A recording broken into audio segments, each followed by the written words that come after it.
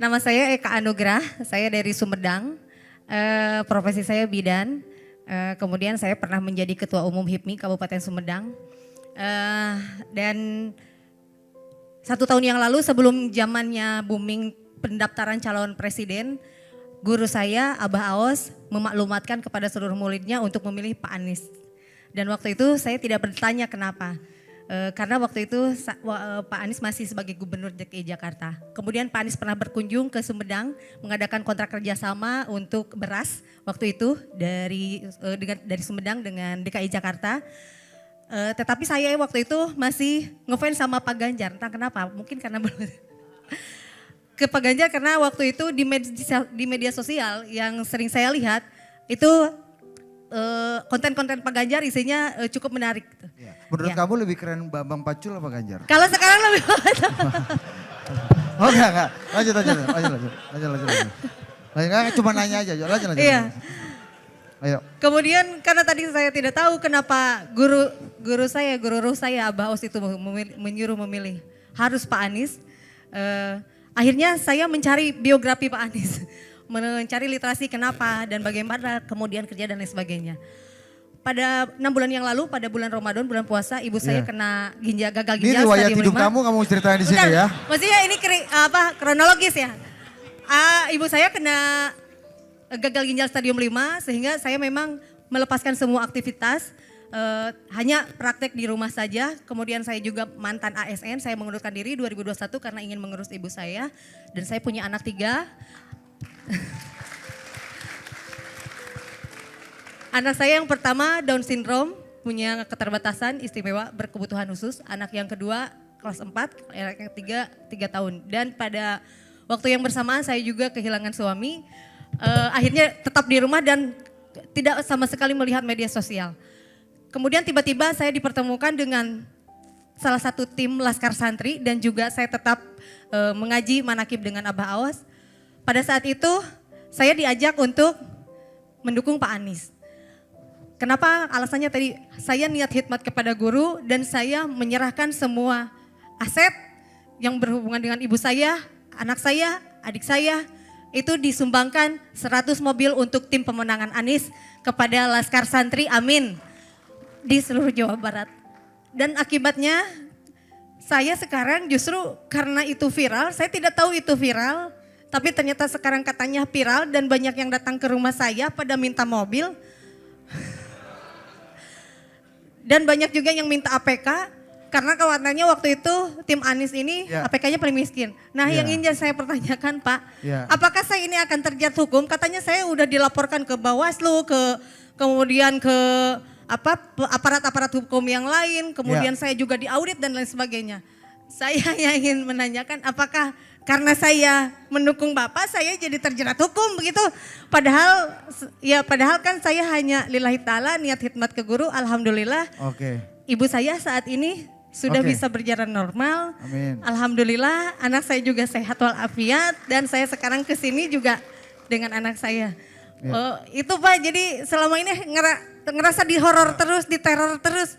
Banyak kamu nanti begini. Apakah memang semua pendukung Pak Anies akan disepertikan saya gitu? Karena hampir setiap keluar rumah takut, terus kemana-mana disorot gitu. Padahal tidak mengharap apa-apa, saya hanya ingin punya pemimpin yang baik, yang amanah. Bu Eka, saya sampaikan terima kasih. Terima kasih atas dukungan Ibu yang luar biasa, keikhlasan Ibu mendukung itu. Teman-teman sekalian, yang disampaikan Ibu Eka adalah hal yang kami sering dengar. Ini bukan barang baru Bu Eka. Bahwa ketika melakukan dukungan, ketika hadir di acara kami di berbagai daerah, ketika kami pulang, mereka yang hadir sering mengalami pemeriksaan macam-macam. Ada yang usahanya bahkan ditutup, diperiksa oleh sebuah badan tentang kontennya yang diproduksi. Dan produksinya tadi pagi saya mendengar pabriknya ditutup. Kenapa? Kita nggak tahu kenapa sebabnya. Tapi yang jelas peristiwa mereka sudah beroperasi bertahun-tahun, kemudian ikut dalam kegiatan yang melibatkan Anies dan dia ikut mendukung. Lalu sesudah itu dia mengalami pemeriksaan lengkap dan sampai akhirnya ditutup pabriknya. Ini true story saya tadi pagi rasakan. Dan setiap kami ke daerah kami menemukan peristiwa persis yang disampaikan Ibu Eka. Itulah sebabnya kenapa kami ingin memperjuangkan kebebasan berpendapat, kebebasan untuk berdemokrasi. Karena negeri ini sesungguhnya adalah negeri merdeka yang kita harus memberikan kesempatan pada siapapun untuk memiliki kesetaraan. Dan itu mulainya dari puncak. Dari puncak. Bapak sekalian, kami melihat bahwa demokrasi itu memberikan ruang kepada perbedaan pilihan. Dan ketika ada perbedaan pilihan, negara harus mengambil sikap netral atas perbedaan pilihan itu. Kalau negara tidak mengambil sikap netral, maka kita bukan lagi demokrasi. Jadi perjuangan kami sekarang itu malah menjadi makin yakin bahwa kita berjuang untuk mengembalikan agar demokrasi yang sesungguhnya bisa hidup di negeri ini. Bukan demokrasi yang semu seperti ini. Jadi Bu, apa yang Ibu kerjakan, apa yang Ibu alami itu dialami semua. Bu, kita berjuang sama-sama di sini dan menurut saya seluruh rakyat Indonesia seharusnya memilih kebebasan. Mau pilih nomor 1 boleh, mau pilih nomor 2 boleh, mau pilih nomor 3 boleh. Dan negara tidak boleh memberikan sanksi, tidak boleh bersikap tidak netral atas itu semua. Dan mudah-mudahan Ibu di Sumedang dengan Ibu bicara di sini, mudah-mudahan tekanan-tekanan pada Ibu itu malah justru berkurang, tidak bertambah. Kalau bertambah, laporkan, kita akan ceritakan kepada rakyat Indonesia semua. Bahwa ada orang yang menjalankan haknya, lalu kemudian diproses. Jadi apa yang saya serahkan itu adalah penunaian kewajiban zakat dari keluarga saya. Oh iya, Ya, oke, makasih. Untuk Gak jadi apa-apa, bukan Mega. hasil usaha, maaf ya, misalnya hasil usaha yang tidak jelas dan tidak berizin. Tetapi kemarin itu kami hitung aset, kemudian kata guru saya harus dikeluarkan zakatnya. Kemudian ketika ini zakatnya dikemanakan, guru saya mengatakan sudah untuk jihad pemenangan, amin saja Pak Anies Baswedan gitu. Ya. Makasih. Makasih Enggak, Pak. tapi ini Gimana, apa yang diungkapkan terakhir itu Bu Eka. mudah-mudahan tidak terjadi pada total politik. Jadi kita nge-host dari situ aja lebih aman kayaknya. Jebakan ini. Iya. Oke, Mas Anies, tepuk tangan sekali lagi untuk Mas Anies. Ya.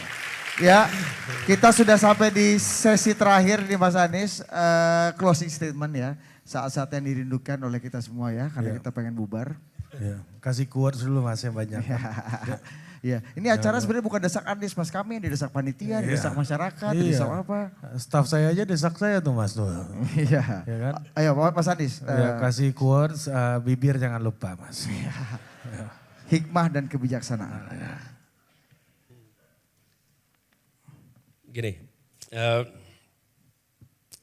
pertama saya ingin sampaikan terima kasih kepada teman-teman semua yang memilih untuk hadir di Desak Anies pada sore hari ini. Setahu saya ada ribuan yang mendaftar, tapi dapat kesempatan sesuai dengan jumlah kursi yang ada di sini. Dan saya terima kasih karena teman-teman menyampaikan pandangan, menyampaikan komentar, menyampaikan pertanyaan, yang itu semuanya adalah bagian dari sikap kita bertanggung jawab atas masa depan Indonesia. Dan apa yang saya sampaikan mungkin Anda setuju, mungkin tidak setuju atas jawaban yang saya berikan. Tapi satu hal yang pasti, kami memberikan ruang untuk berdialog, ruang untuk bertukar pikiran walaupun tidak selalu pikirannya sama. Disitulah esensi kebebasan, esensi berdemokrasi. Nah, kita bisa saja tidak setuju pada 1, 2, 3 atau bahkan 10 dari 100 urusan. Kita saja bisa tidak sependapat. Tapi saya ingin mengajak kepada teman-teman semua untuk refleksi sedikit. Bahwa saat Pilpres ini ada 3 pasang calon. Dengan pasangan nomor 1, teman-teman ada desak Anies. Sehingga Anda bisa mengecek apakah pikiran Anda dengan pikiran calon itu sama apa tidak. Setuju apa tidak. Anda bisa ngecek. Sayangnya itu tidak terjadi pada yang lain. Sehingga Anda tidak bisa mengecek dengan yang lain. Dengan forum yang sebebas ini. Oke? Artinya apa? Teman-teman nanti ketika Anda harus memilih, Anda bukan memilih orang yang sesuai dengan Anda atau tidak sesuai. Anda memilih 1, 2, 3, mana yang menurut Anda memiliki kesesuaian pandangan paling banyak. Mana yang Anda merasa paling banyak hal yang sama, paling banyak hal yang kita sepemikiran. Tidak mungkin 100 urusan 100-nya